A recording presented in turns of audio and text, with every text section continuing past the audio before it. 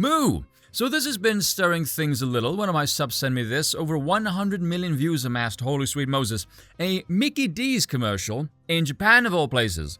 Because a commercial that doesn't even feature in the Western world is really what something getting rather pissed off about. Now on face value, very difficult to see why. I mean, look at this. It's adorable, isn't it? But when I saw this reaction to it, I thought, you know, separating people according to some characteristic, if only there was a word for that. Oh, well, I suppose I'm having a Biden moment. Free speech. Kind of overrated at times, I feel. Now, free helicopter rides. Now, I'm starting to come around to that idea, but anyway.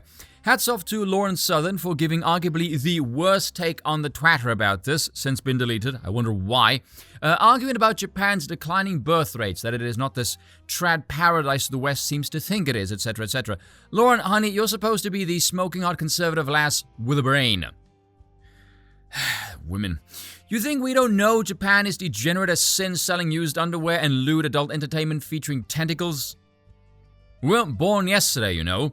But as Jonathan Wong, lead producer from the Lotus Eaters, pointed out, that isn't the point. The point is that the Western media conglomerate has steered so far away from fundamental natures of humanity that seeing a corporate advert with a depiction archetypical of human fulfillment is like finding a unicorn. People saw what they yearned for and asked, why can't we have this? It's sad because looking at the response, a wholesome messaging void of identity nonsense would do so well in the West. Even if it is just a fast food chain trying to sell burgers, the messaging would benefit society on a cultural level. Perfect summation. One aided by the street over here. Japan gets wholesome family-themed McDonald's commercials with white people. I like how the white is capitalized. Very subtle but significant detail if you happen to pay attention to the media class, and yes, I have the eye. While America gets this ghetto trash, which is bang on the money. And that is what shocked right-leaning people in the West, that one of the biggest, most recognizable corporate brands in the world made such an innocent, wholesome ad. Just a happy family eating a meal, while we are drowning in diversity political propaganda that everyone hates with a passion.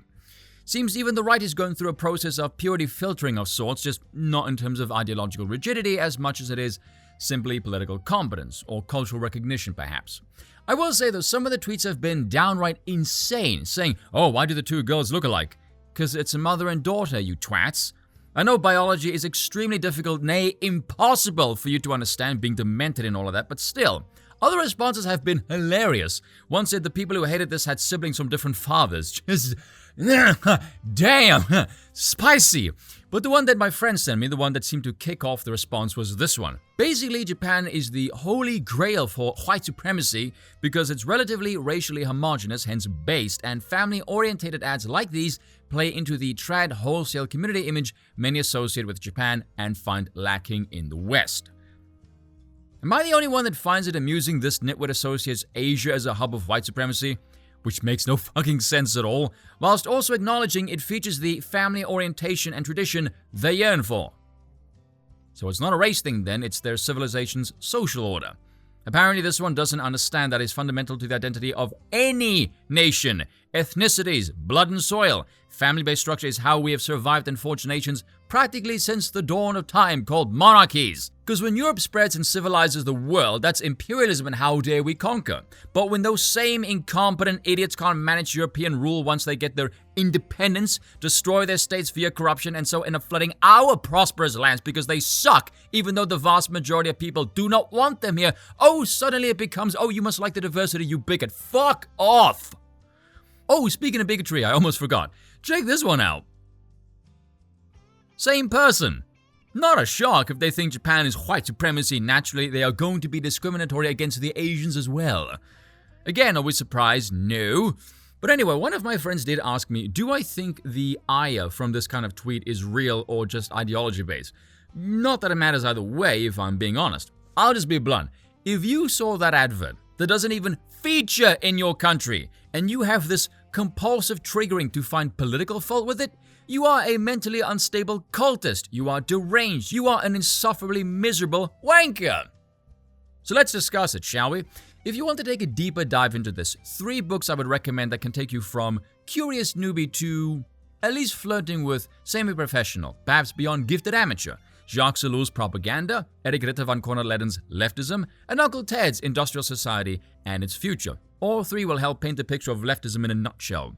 Leftists are desperately bitter creatures. They hate anything strong and successful. They are driven by envy. It is the ideology of the loser.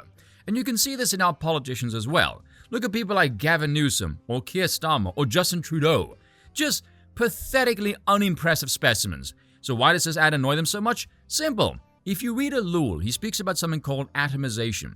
The process of atomization involves severing the humans of all ties that can make them feel a sense of community or teachings of morality. So the church, the family, your kin, or your nation. Why? Because being alone from all of these influences makes it easier to propagandize someone with all manner of ills the regime wishes to impart.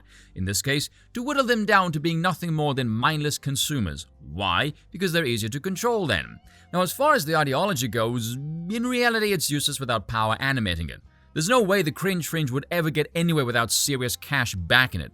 Except in their case, these lemmings only have the power to destroy it. See, these people are again utterly depressed and miserable. But the same spirit that animates democracy also animates them. That feeling of mattering and acting to make a change, but ultimately they are no more than useless idiots acting as instruments of the regime. In essence, these people will advocate for all kinds of stupid shit because it makes them feel part of something much bigger than themselves, a change they've been duped into thinking is a net good, a net positive. They have absolutely no end goal beyond this destruction, mind you. They don't build anything. They're basically worse than termites. And if you're thinking, why does this process sound familiar? It should. It's the exact same mentality as a drug addict. And yes, I did just call all lefties drug addicts because they are. Chasing self-destructive ends for nothing other than a personal feeling of a high. The reason why these people hate the Advert, it's because they're revolutionary in their mindset, and happy people do not revolt. To quote our much-beloved Queen Victoria, give my people plenty of beer, good beer and cheap beer, and you will have no revolution among them. Or even Lenin, every society is 3 meals away from chaos. So when they see that Advert, they see happiness and joy that they don't have, they are ideologically compelled to destroy it. Because they think, you have something that I don't, and therefore we are not equal, so your happiness must be destroyed so we can be equally miserable. That is actually what these cretins think and want, misery. Just think for a moment how stupidly insane that sounds. You want to make everyone equally miserable and unimpressive because this will somehow magically lead to the construction of some euphoric utopia, one that will inspire and bring about a state of blissful nirvana. Safe to say, you can't have a civilization with this many deluded and useless idiots running about. Are we ever going to have a discussion about that? Nope. It's not a chipper note to end on, but it is at least an honest one. Cheers for watching, and once again, I apologize for nothing.